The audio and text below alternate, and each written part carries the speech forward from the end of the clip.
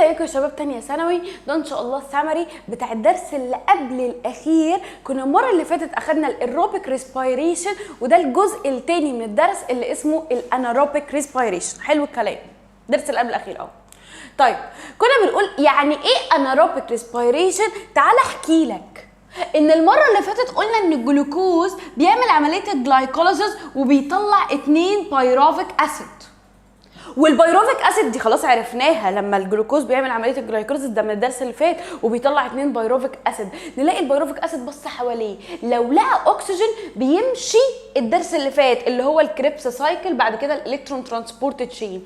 طب قال لك لو البيروفيك اسيد اللي طلع ده ما لقاش اكسجين، فبيمشي طريق اسمه الانايروبيك ريسبيريشن. والانايروبيك ريسبيريشن ممكن نقول عليه كمان الفيرمنتيشن، التخمر. ده لو ما فيش ايه؟ لو ما فيش اكسجين، يعني ليك اوف اكسجين، ما فيش اكسجين. حلو الكلام.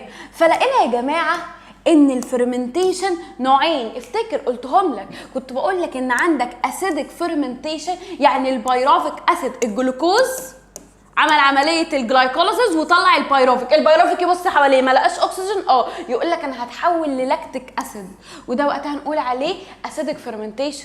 وده بيحصل في الانيمال. لما قلت لك ان اول يوم جيم جسمك بيتملي باللاكتيك اسيد بسبب ان ما بيبقاش فيه اكسجين كفايه في جسمك، انت عمال تستهلك الاكسجين تستهلك الاكسجين تستهلك الاكسجين، فجالك وقت خلاص انا مش لاقي اكسجين، فايه اللي هيحصل؟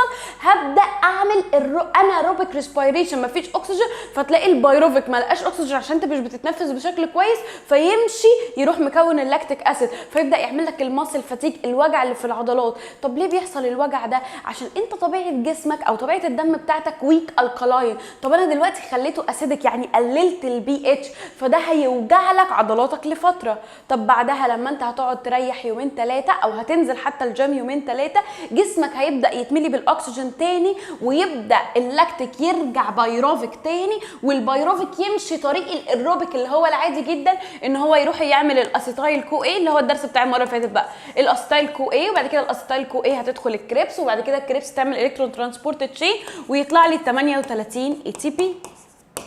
يبقى ده اللي في الانيمال. طب في البكتيريا قال لك في بعض البكتيريا كمان بتطلع لك لاكتيك اسيد اللي بتساعد في عمل الزبادي والجبن واللبن والكلام ده كله. حلو الكلام. في التشيز والباتر واليوجرت اللي هو الزبادي. فيقول لك وقتها ان الجلوكوز اكتب اتحول للبيروفيك، دي مش مكتوبه. طب البيروفيك اللي طلع هيتحول لايه يا اولاد؟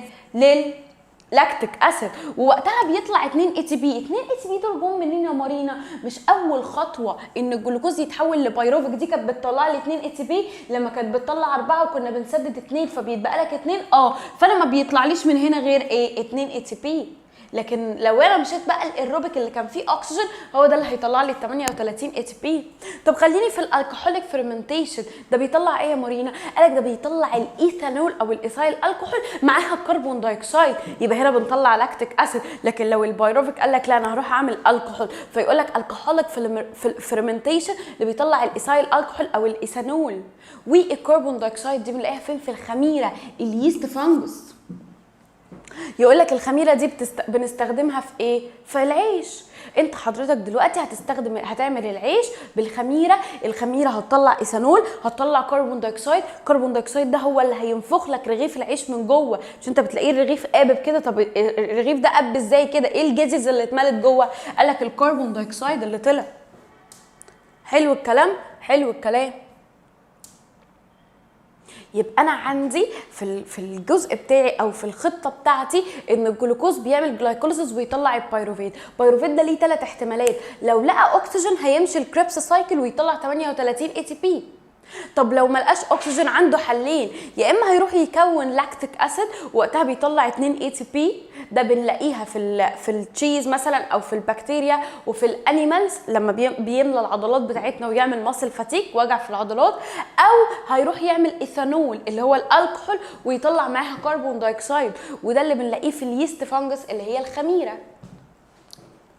طيب هشرح لكم الجراف دوت بمنتهى البساطه. بيقول لك ان في اول كام ثانيه او في اول ثانيتين اول ما بتخش الجيم كده، طبعا انت صحبت النهارده فتقول لها انا بكره رايح الجيم، فتقوم داخل الجيم بقى كده، اول ثانيتين يقول لك جسمك ما بيبقاش مستوعب ان انت هتعمل حاجه، فتلاقيك مثلا طلعت على التريد ميل ديت وعمال تجري تجري تجري ماشي، والحماسه واخداك قوي بقى عشان تنزل الكرش. في اول ثانيتين ده جسمك مش بيحرق جلوكوز ويطلع انرجي، امال هو بياخد من الاي تي بي اللي كان شايلها، هو كان عنده ستوك اي تي بي، في اول ثانيتين هو عمال ياخد من الاي تي بي، انت بتجري بتجري بتجري وهو بياخد من الاي تي بي اللي كانت متشاله، فيقول لك الستوك اوف الاي تي بي، يعني الاي تي بي اللي انت كنت جايبها ومخزنها انت عمال تستخدم عشان بتجري، تستخدم عشان بتجري، فالستوك ده عمال يقل يقل يقل يقل. ليه؟ انا بستخدم الاي تي بي اللي انا كنت مخزنه.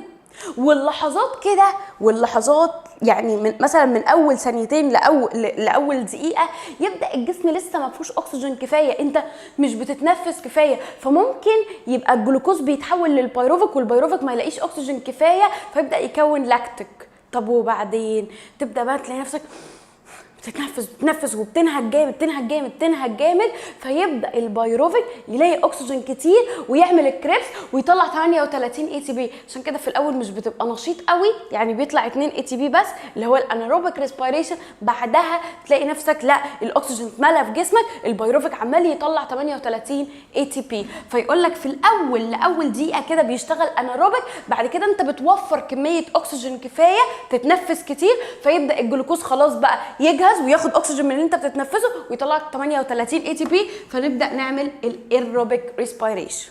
وبكده انا هكون خلصت لك الدرس الاولاني، وهتلاقي برضو بنفس اللبس بتاعي دوت الدرس الثاني. عايزه بس اكلمكم على المراجعه.